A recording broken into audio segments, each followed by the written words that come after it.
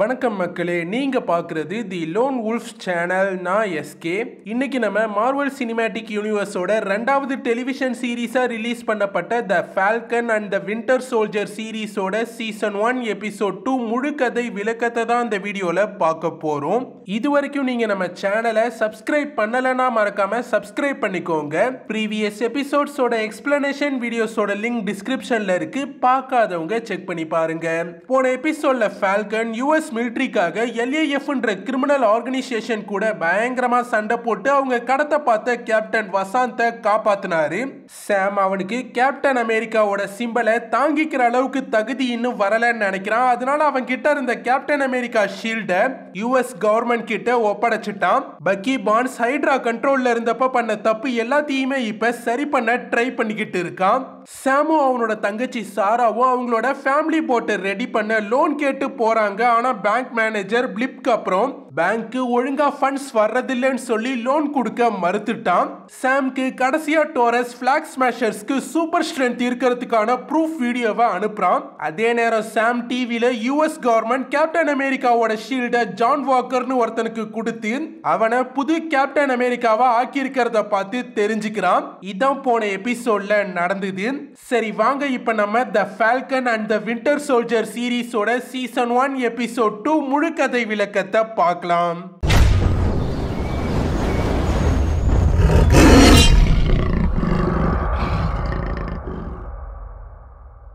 புது கேப்டன் அமெரிக்காவா சூஸ் பண்ணப்பட்ட ஜான் வாக்கர் இப்ப அவன் படிச்ச ஸ்கூல்ல நடக்கிற ஃபுட்பால் டோர்னமெண்ட் மேட்சை பார்க்கறதுக்காக வந்திருக்கான். ஏன்னா ஜானும் அந்த ஸ்கூலோட பழைய ஃபுட்பால் பிளேயர் தான். ஜான் அங்க அவனோட பழைய லாக்கரை பார்த்துட்டு ரொம்ப சந்தோஷமா ஃபீல் பண்றான். ஜான் வாக்கரோட ஒய்ஃப் தான் ஒலிவியா வாக்கர். அவங்களுமே இந்த ஸ்கூல்லயே படிச்சவங்க தான். அப்புறம் ரெண்டு பேருமே லவ் பண்ணி மேரேஜ் பண்ணிக்கிட்டாங்க. ஜான் இப்ப அவன் கேப்டன் அமெரிக்காவா சூஸ் பண்ணப்பட்டதால ரொம்ப நர்வஸா ஃபீல் பண்றான். ஜான் மக்கள் எல்லாருமே நான் பெருசா ஏதாவது பண்ணுவேன்னு எக்ஸ்பெக்ட் பண்றாங்க, அது நடக்குமான்னு எனக்கு தெரியலன்னு சொல்லி ஃபீல் பண்ண ஒலிவியா உன்னால நல்ல கேப்டன் அமெரிக்காவா இருக்க முடியும்னு சொல்லி அவனுக்கு நல்லா சப்போர்ட் பண்றாங்க. ஜானோட பார்ட்னர் தான் லெமார் ஹாஸ்கின்ஸ். அவனும் ஜான் கிட்ட பேச வரான். அப்ப ஜான் ஸ்டேடியம்க்கு போனதும் எப்படி பேச போறோம்னு சொல்லி பேசி பார்த்து ரிகர்சல் பண்ணிக்கிட்டு இருக்கான். ஜான் அண்ட் லெமார் US மிலிட்டரிக்காக தான் ஒர்க் பண்றாங்க. அவங்க எக்கச்சக்க மிஷன்ஸை ஒன்னா சேர்ந்து பெர்ஃபெக்ட்டா முடிச்சிருக்காங்க. ஜான் இப்ப கேப்டன் அமெரிக்காவா சூட் அப் பண்ணிக்கிட்டு ரெடியாகி ஸ்டேடியம்க்கு போறான். அங்க மேட்ச்காக பயங்கரமா செலிப்ரேஷன் நடந்துகிட்டு இருக்கு. ஜான் வாக்கர் புது கேப்டன் அமெரிக்காவா அந்த ஸ்டேஜுக்கு நடுவுல வர மக்கள் எல்லாருமே பயங்கர கரகோஷத்தோட கத்துறாங்க. ஸ்டேஜுக்கு நடுவுலயே புது கேப்டன் அமெரிக்காவை ABC நியூஸ் சேனல் இன்டர்வியூ எடுக்க ஆரம்பிக்கிறாங்க. ஜான் இன்டர்வியூல நான் கேப்டன் அமெரிக்காவா சூஸ் பண்ணப்பட்டது எனக்கே ஷாக்கா தான் இருக்குன்னு சொல்லி ரொம்ப அடக்கமா சொல்றான். அப்ப இன்டர்வியூவர் ஜான் ரொம்ப அடக்கமா பேசுறாரு. அவரு கேப்டன் அமெரிக்காவா சூஸ் பண்ணப்பட்டதுக்கு பின்னாடி எக்கச்சக்க ரீசன்ஸ் இருக்கு. ஜான் வாக்கர் மட்டும்தான் 3 மெடல் ஆஃப் ஹானர்ஸை வாங்கியிருக்க முதல் அமெரிக்கன். அப்புறம் RS-1 மிஷன்ல டெரரிஸ்ட் அட்டாக் பண்ணி ஹாஸ்டேஜஸை ரெஸ்கியூ பண்ணியிருக்காரு. அப்புறம் கவர்மெண்ட் ஃபுல்லா ஜான் வாக்கரோட பிசிக்கல் அண்ட் மென்டல் பாடி கண்டிஷனை செக் பண்ணியிருக்காங்க. அதுல ஜான் எக்ஸ்ட்ராடினரியா பெர்ஃபார்ம் பண்ணியிருந்ததால தான் ஜானுக்கு தான் கேப்டன் அமெரிக்காவா இருக்க தகுதி இருக்குன்னு முடிவு பண்ணியிருக்காங்கன்னு சொல்றாங்க. ஜான் என்கிட்ட டோனி ஸ்டார்க் கிட்ட இருக்க காஸ்ட்லியான டெக்ஸ்லாம் இல்ல, ப்ரூஸ் பேனர் கிட்ட இருக்க பலமும் என்கிட்ட இல்ல, என்கிட்ட கேப்டன் அமெரிக்கா கிட்ட இருந்த அதே தைரியம் மட்டும்தான் இருக்குன்னு சொல்றான். பக்கி பான்ஸ் டிவில ஓடிக்கிட்டு இருக்க அந்த இன்டர்வியூவை பார்த்துக்கிட்டு இருக்கான். ஜான் ஒரு அவெஞ்சரா கேப்டன் அமெரிக்கா பண்ண ஒர்க்ஸை நான் க்ளோஸா வாட்ச் பண்ணியிருக்கேன், என்னால கண்டிப்பா நல்ல கேப்டன் அமெரிக்காவா இருக்க முடியும்னு சொல்றான். பக்கிக்கும் ஜான் வாக்கரை US கவர்மெண்ட் புது கேப்டன் அமெரிக்காவா சூஸ் பண்ணது சுத்தமா பிடிக்கல. US கவர்மெண்ட் இப்ப ஜான் வாக்கர் கேப்டன் அமெரிக்கா போஸ்டர்ல கேப் இஸ் பேக்னு போட்டு பயங்கரமா அட்வர்டைஸ்மெண்ட் பண்ணிட்டு இருக்காங்க. அதெல்லாம் பார்க்கிற சாம் வில்சனுக்கு பயங்கர வருத்தமா இருக்கு. டோரஸ் அண்ட் சாம் இப்ப ஃபிளாக் ஸ்மாஷர்ஸை ட்ராக் பண்ணி காலி பண்ற வேலையில தான் தீவிரமா இறங்கி இருக்காங்க. பக்கி சாம் இருக்க இடத்துக்கு வரா. வந்து சாம் கிட்ட கேப்டன் அமெரிக்கா ஷீல்டை எதுக்காக கவர்மெண்ட் கிட்ட ஒப்படைச்ச, அந்த ஷீல்டை ஸ்டீவ் ராஜர்ஸ் உனக்காக கொடுத்தான், ஆனா அதை நீ ஏத்துக்கலன்னு சொல்லி சண்டை போடுற மாதிரி பேசுறான். சாம் இப்ப என்னால எதையும் மாத்த முடியாது, இப்ப கவர்மெண்ட்க்கு கால் பண்ணி என்ன கேப்டன் அமெரிக்காவா அனௌன்ஸ் பண்ணுங்கன்னு சொல்ல முடியாதுன்னு சொல்லிட்டான். சாம் பக்கி கிட்ட ஃபிளாக் ஸ்மாஷர்ஸ் பத்தியும் அந்த குரூப்பை சேர்ந்த ஒருத்தனுக்கு சூப்பர் ஸ்ட்ரென்த் பவர் இருந்ததை பத்தியும் சொல்லி நான் ஒரு முக்கியமான மிஷனுக்கு போறேன்னு சொல்றான். சாம் ரெட்விங்கை யூஸ் பண்ணி அந்த சூப்பர் ஸ்ட்ரென்த் இருக்க பிளாக் ஸ்மாஷர் ஜெர்மனில இருக்க முனிச்சின்ற இடத்துக்கிட்ட உள்ள ஒரு பில்டிங்ல தான் இருக்கான்னு தெரிஞ்சுக்கிட்டான். பக்கி நானும் இந்த மிஷனுக்கு வரேன்னு சொல்லிட்டு உடனே சாம் கூடவே சேர்ந்து கிளம்புறான். ஜெர்மனில இருக்க முனிச் கிட்ட சாம் அண்ட் பக்கி போயிட்டு இருக்க பிளேன் இப்ப வந்துட்டு டோரஸ் அவங்க ரெண்டு பேரும் டிராப் ஆக எல்லாத்தையுமே ரெடி பண்றான். பக்கி சாம் கிட்ட உன்னோட பிளான் என்னன்னு கேட்க சாம் ஒண்ணுமே சொல்லாம அந்த பிளேன்ல இருந்து குதிச்சு கிளம்பிட்டான். பக்கி டோரஸ் கிட்ட பேராஷூட்டை கேட்க டோரஸ் நம்ம 200 ஃபீட்க்கு கீழே தான் பறந்துட்டு இருக்கோம், பேராஷூட்டை யூஸ் பண்ண முடியாதுன்னு சொல்லிட்டான். பக்கி வேற வழி இல்லாம மேல இருந்து கீழே குதிக்க ரெடி ஆகுறான். லைட்டா பக்கிக்கு பயமா இருந்தாலும் அப்புறமா மேல இருந்து குதிச்சுட்டான். கடைசியா தாறுமாறா கீழையும் வந்து விழுந்துட்டான். ஃபால்கன் ரெட்விங் அனுப்பி பக்கி கீழே விழுந்து கிடக்கிறத பார்த்து பயங்கரமா என்ஜாய் பண்றான். அப்புறம் சாம் பக்கி கிட்ட ரெட்விங்கை ஃபாலோ பண்ணி அவ இருக்க இடத்துக்கு வர சொல்றான். பக்கியும் ரெட்விங்கை ஃபாலோ பண்ணி ஃபால்கன் இருக்க இடத்துக்கு வந்து சேர்ந்துட்டான். ஃபால்கன் ரெட்விங்கை அனுப்பி பிளாக் ஸ்மாஷர்ஸ் அந்த இடத்துல தான் இருக்காங்கன்னு பார்த்து கன்ஃபார்ம் பண்ணிக்கிறான். வின்டர் சோல்ஜர் நேரா உள்ள போய் முதல்ல அவனுங்க எல்லாம் என்ன பண்றாங்கன்னு பார்க்க ஆரம்பிக்கிறான். அப்புறம் அந்த இடத்துக்கு ஃபால்கனும் வந்துட்டான்.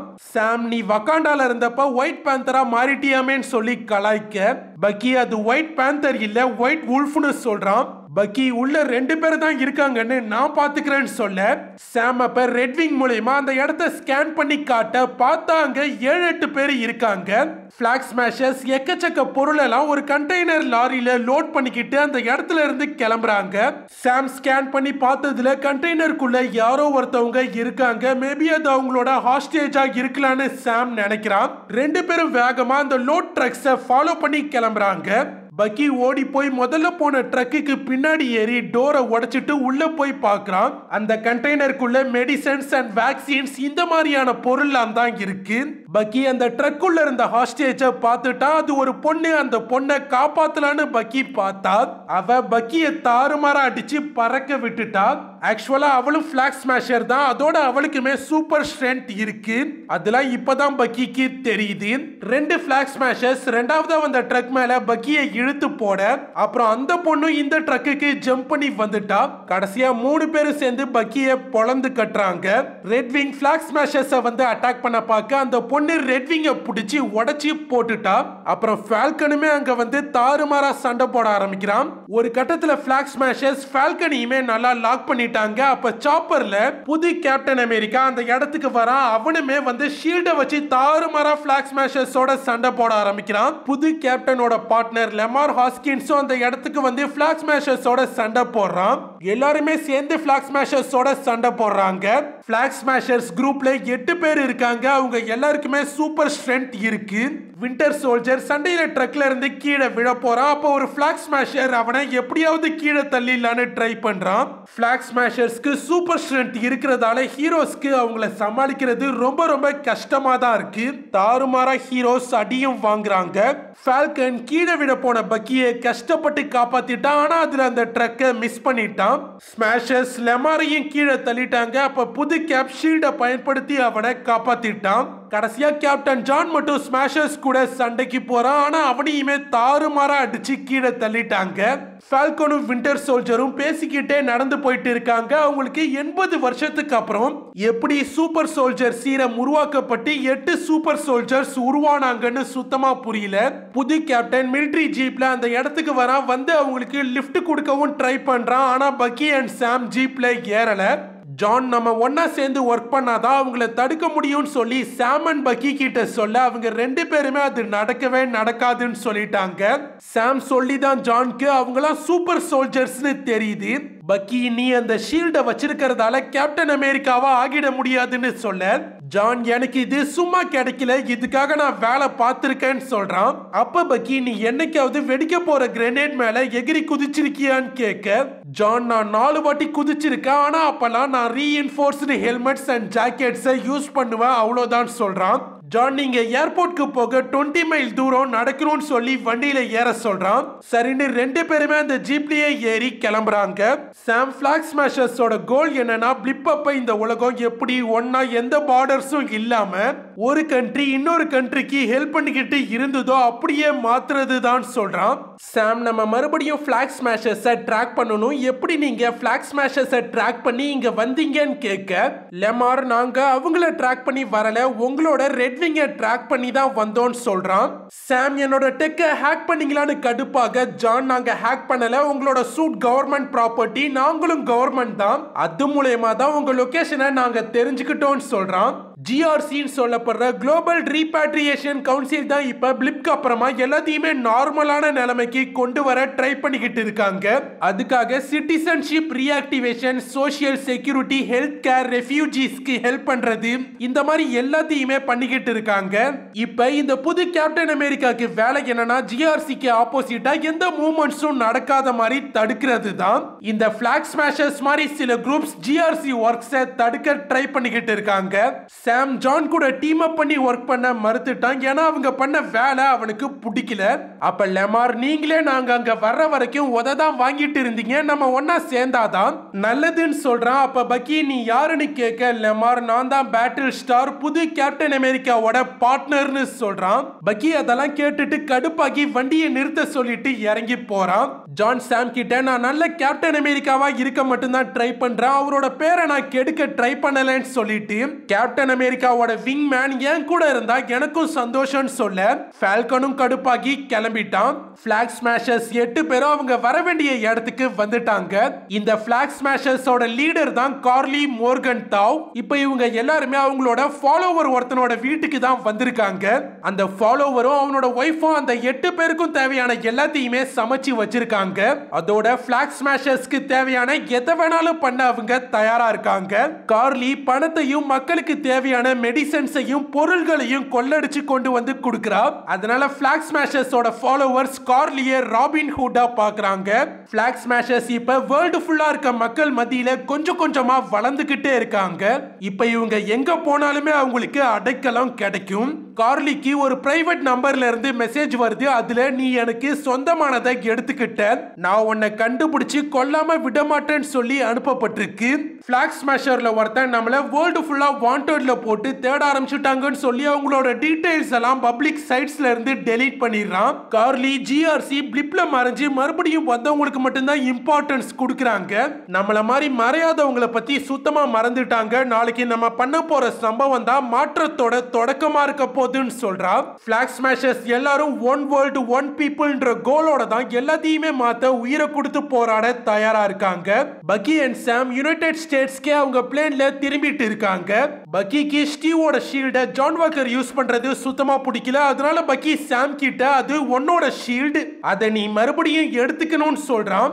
சாம் அதுக்கு நம்ம போய் ஒருத்தனை அடிச்சு போட்டுட்டு ஷீல்ட் எல்லாம் எடுத்துக்கிட்டு வர முடியாதுன்னு சொல்லிட்டான். முன்னாடி ஸ்டீவ் ராஜர்ஸ், ஷாரன் கார்ட்டர் அப்புறம் சாம் 3 பேரும் சேர்ந்து யுஎஸ் கவர்மெண்ட் கிட்ட இருந்து கேப்டன் ஷீல்ட் அண்ட் ஃபால்கன் சூட்டை திருடி இருப்பாங்க. அதுக்காக யுஎஸ் ஷாரனை எனிமி ஆஃப் த ஸ்டேட்டா அறிவிச்சாங்க. அப்புறம் சாம் அண்ட் ஸ்டீவ் 2 வருஷம் யாரு கண்ணிலையுமே படாம மறைஞ்சு வாழ வேண்டிய நிலைமை தான் இருந்தது. சாம் தெளிவா இன்னொரு வாட்டி அந்த தப்ப பண்ணவே முடியாதுன்னு சொல்லிட்டான். பிளாக் ஸ்மாஷர்ஸை எப்படி மறுபடியும் ட்ராக் பண்றதுன்னு 2 பேருக்கும் தெரியல. அப்ப பக்கி இப்ப நம்ம கண்டிப்பா போய் ஒருத்தரை மீட் பண்ணியே ஆகணும்னு சொல்றான். சாம் அண்ட் பக்கி இப்ப மேரிலாண்ட்ல இருக்க பல்டிமோருக்கு தான் வந்திருக்காங்க. அங்க இருக்க ஒரு ஏரியால மேக்ஸிமம் பிளாக் பீப்புள்ஸ் மட்டும் தான் குடியிருப்பாங்க.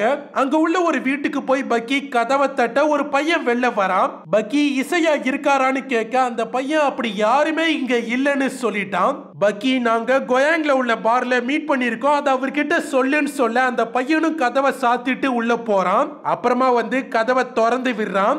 இசையா பிராட்லி இவரும் ஒரு சூப்பர் சோல்ஜர் தான். கொரியன் வார் டைம்ல ஹைட்ரா இவரை பார்த்து பயங்கரமா பயந்தாங்க. 1951ல யுஎஸ் மிலிட்டரிக்கு வின்டர் சோல்ஜர் பெனின்சுலால இருக்கான்னு ரகசிய தகவல் கிடைச்சது. யுனைடெட் ஸ்டேட்ஸ் வின்டர் சோல்ஜரை பிடிக்க அனுப்பின எந்த ஏஜென்ட்ஸுமே திரும்பி வரல. அப்பதான் யுஎஸ் இசையா பிராட்லிய களத்துல இறக்குனாங்க. இசையாவும் கோயாங் பார்ல வின்டர் சோல்ஜரை கண்டுபிடிச்சா 2 பேருமே பயங்கரமா சண்டை போட்டுக்கிட்டாங்க. நடந்த சண்டையில வின்டர் சோல்ஜர் அவனோட பாதி மெட்டல் ஆர்மை இழந்துட்டான். அன்னைக்கு சண்டையில தோத்த வின்டர் சோல்ஜர் எப்படியோ இசையா கிட்ட இருந்து தப்பிச்சு போயிட்டான். இப்ப பக்கி இசையா கிட்ட நம்மள மாதிரி புது சூப்பர் சோல்ஜர்ஸ் கிரியேட் பண்ணப்பட்டிருக்காங்க, அத பத்தி உங்களுக்கு ஏதாவது தெரியுமான்னு கேக்குறான்.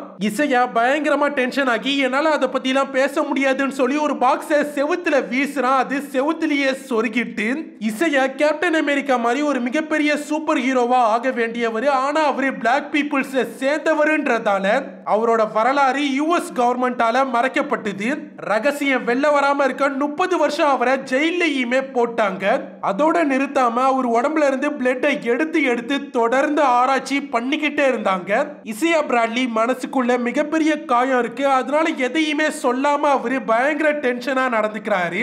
இசையாவோட கிராண்ட்சன் எலி பிராட்லி சாம் அண்ட் பக்கிய அப்புறம் அங்க இருந்து வெளில கூப்பிட்டு போயிட்டான். வெளில வந்த சாம் பக்கி கிட்ட ஏன் இசையா பத்தி என்கிட்ட சொல்லல, எப்படி இப்படிப்பட்ட ஹீரோ பத்தி கவர்மெண்ட் மறைச்சாங்கன்னு சொல்லி பயங்கர கோவமா டென்ஷனா கத்திக்கிட்டே இருக்கான்.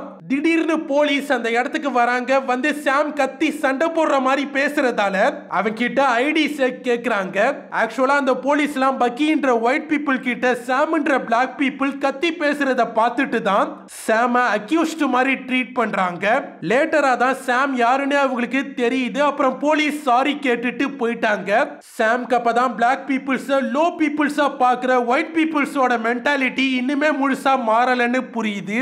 பக்கி சாம் கிட்ட இசையா ஆல்ரெடி ரொம்ப ரொம்ப கஷ்டப்பட்டுட்டாரு, அதனாலதான் அவரை பத்தி யாருக்கிட்டையுமே சொல்லலன்னு சொல்றான். போலீஸ் ஆபீசர்ஸ் வந்து பக்கி கிட்ட நீங்க உங்களோட தெரப்பி செஷனை அட்டெண்ட் பண்ணாம மிஸ் பண்ணிட்டீங்க, அதனால உங்க மேல அரெஸ்ட் வாரண்ட் இஷ்யூ ஆகியிருக்குன்னு சொல்றானுங்க. கடைசியா போலீஸ் பக்கிய அரெஸ்ட் பண்ணியும் கூப்பிட்டு போயிட்டாங்க. பக்கி இப்ப போலீஸ் ஸ்டேஷன்ல இருக்கான். அங்க டாக்டர் ரேனாரும் வந்துட்டாங்க. அவங்க சாமையும் வந்து மீட் பண்றாங்க. ஸ்டேஷனுக்கு புது கேப்டன் அமெரிக்காவும் வந்திருக்காரு. அவருக்கு டாக்டர் ரேனார கூட தெரிஞ்சிருக்கு. முன்னாடி 2 பேரும் ஒன்னா சில மிலிட்டரி ஃபீல்ட் ஒர்க்ஸ்ல ஒர்க் பண்ணிருக்காங்க.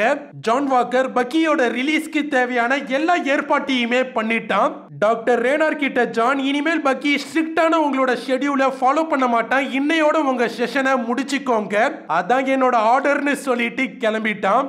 டாக்டர் ரேனார் செஷனுக்கு பக்கியை கூப்பிடுறாங்க. அதோட சாமுமே இந்த செஷனை அட்டெண்ட் பண்ணணும்னு சொல்லி 2 பேரையும் கூப்பிட்டு போறாங்க. டாக்டர் ரேனார் பக்கிக்கும் சாம்க்கும் நடுவுல ஏதோ ப்ராப்ளம் இருக்குன்னு புரிஞ்சுக்கிட்டாங்க. அதான் அவங்க 2 பேரையும் ஒழுங்கா பேச வைக்க ட்ரை பண்றாங்க. 2 பேருமே ஓபனா என்ன ப்ராப்ளம்னு பேச மாட்டானுங்க. அதனால ரேனார் 2 பேரையும் நேருக்கு நேரா பாத்துக்கிற மாதிரி நல்லா ஒட்டி உட்கார சொல்ல அவனுங்களுமே உட்கார்றானுங்க. 2 பேரும் சண்டை போடுற மாதிரி பேசிக்கிறானுங்க. ஒருத்தரை ஒருத்தர் சுத்தமா பிடிக்காத மாதிரி நடந்துக்கிறானுங்க. முறைச்சி முறைச்சி பார்த்துக்கிட்டே இருக்கானுங்க. டாக்டர் மெத்தட் ஒர்க் அவுட் ஆகுது. இப்ப பக்கி ஓபனா எதுக்காக ஷீல்ட நீ கொடுத்த ஸ்டீவ் உன்னை நம்பினா, ஸ்டீவ் அந்த ஷீல்ட நீ வச்சுக்கிட்டா மட்டும்தான் கரெக்டா இருக்கும்னு முடிவு பண்ணான். அந்த ஷீல்டு தான் ஸ்டீவ் ராஜர்ஸோட அடையாளம், அதான் அவன் லெகசி. ஆனா அதெல்லாம் ஒண்ணுமே இல்லாத மாதிரி அந்த ஷீல்ட தூக்கி கொடுத்துட்டேன்னு சொல்லி ரொம்ப வருத்தப்படுறான். அதோட பக்கி ஸ்டீவ் ஒருவேளை உன்னை பத்தி தப்பு கணக்கு போட்டிருக்கலாம், அது உண்மையா இருந்தா அவன் நான் சரியா இனிமேல் வாழ முடியும் நம்பினான், அது கூட தப்பு கணக்கா இருக்கலாம்னு சொல்றான். சாம் நீயும் ஸ்டீவும் இதை புரிஞ்சுப்பீங்களான்னு எனக்கு தெரியல, ஆனா நான் எனக்கு எது சரின்னு பட்டுதோ அதை தான் பண்ணேன்னு சொல்லிட்டு நமக்கு இப்ப பிளாக் ஸ்மாஷர்ஸ் தான் முக்கியம், அதை பத்தி மட்டும் கான்சென்ட்ரேட் பண்ணுவோம். அந்த பிரச்சனை முடிஞ்சதும் இதுக்கப்புறம் நம்ம 2 பேரும் பார்த்துக்க கூட தேவையில்லைன்னு சொல்லிட்டு கிளம்பிட்டான். பக்கி கிளம்பும் போது ரேனார் கிட்ட நீங்க தான் என்ன யாரையும் ஹர்ட் பண்ண கூடாதுன்னு சொல்லி ரூல்லாம் போட்டீங்க, ஆனா நீங்களே இப்ப என்ன சாம ஹர்ட் பண்ண வச்சிட்டீங்கன்னு சொல்லிட்டு கிளம்பிட்டான்.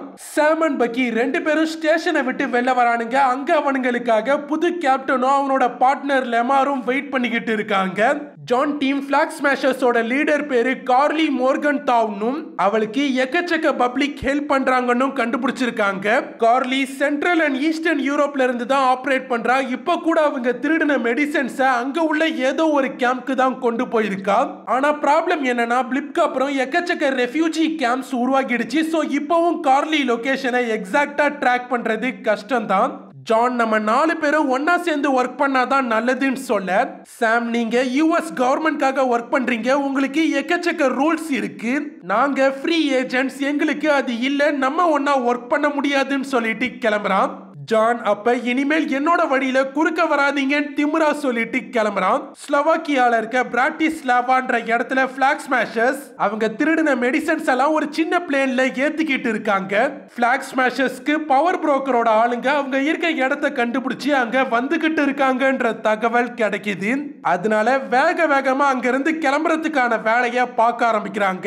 பிளாக் ஸ்மாஷர் ஒருத்தன் நான் வர்றவங்களை பாத்துக்கிறேன், நீங்க பார்த்து பத்திரமா கிளம்புங்கன்னு கார்லிட்ட சொல்லிட்டு போறான். வேகமா பிளாக் ஸ்மாஷர்ஸ் எல்லா பாக்ஸையுமே பிளேன்ல லோட் பண்ணிக்கிட்டு இருக்காங்க. அதே நேரம் பவர் புரோக்கர் ஆளுங்களோட கார்ஸுமே அங்க வந்துட்டு பிளாக் ஸ்மாஷரோட ஆளு எலக்ட்ரிக் போஸ்ட உடைச்சு தள்ளி கார்ஸை தடுக்கிறான். Black Smashers பிளேன்ல ஏறிட்டாங்க. பிளேனும் கிளம்ப இப்ப ரெடியா இருக்கு. பவர் புரோக்கர் ஆளுங்களை தடுக்க போன பிளாக் ஸ்மாஷரை சேர்ந்தவ அவங்கள அட்டாக் பண்ண போக பவர் புரோக்கர் ஆளுங்க அவனை தாறுமாறா எக்கச்சக்க புல்லட்ஸால சுட்டு அந்த இடத்துலயே அவனை கொன்னு போட்டுட்டானுங்க. பிளாக் ஸ்மாஷர்ஸும் அந்த பிளேன்ல வேகமா அங்க இருந்து கிளம்பிட்டாங்க. கார்லி அவனோட ஆளோட இழப்ப தாங்க முடியாம நினைச்சு ரொம்ப வருத்தப்படுறா. பவர் புரோக்கரோட ஆளு பவர் புரோக்கருக்கு கால் பண்ணி பிளாக் ஸ்மாஷர்ஸ் தப்பிச்சிட்டத பத்தி ரிப்போர்ட் பண்றான். பக்கி சாம் கிட்ட ஜீமோ தான் சூப்பர் சோல்ஜர்ஸை தேடி தேடி கொள்ள அப்சஸ்டா இருந்தான். அதனால அவனை போய் பார்த்தா இந்த புது சூப்பர் சோல்ஜர்ஸ் பத்தி நமக்கு ஏதாவது லீட் கிடைக்கும்னு சொல்றான். ஜீமோவை போய் பார்க்கிற ஐடியா பெருசா சாம்க்கு பிடிக்கல, இருந்தாலுமே ஒத்துக்கிட்டான். ஜீமோ இப்ப ஜெர்மனில இருக்க ஒரு ஜெயில தான் இருக்கான். இதோட the Falcon and the Winter Soldier சீரிஸோட சீசன் 1 எபிசோட் 2 முழு கதை விளக்கம் முடியுது. இந்த வீடியோ பிடிச்சிருந்தா வீடியோவை லைக் பண்ணி சப்போர்ட் பண்ணுங்க. மறக்காம உங்க ஃப்ரெண்ட்ஸ்க்கும் இந்த வீடியோவை ஷேர் பண்ணுங்க. இது வரைக்கும் நீங்க நம்ம சேனலை சப்ஸ்கிரைப் பண்ணலனா மறக்காம சேனலை சப்ஸ்கிரைப் பண்ணிக்கோங்க. அடுத்து ஒரு நல்ல வீடியோவோட நான் உங்களை வந்து சந்திக்கிறேன். அது வரைக்கும் உங்களிடமிருந்து விடைபெறுவது எஸ்கே. Tata, by by.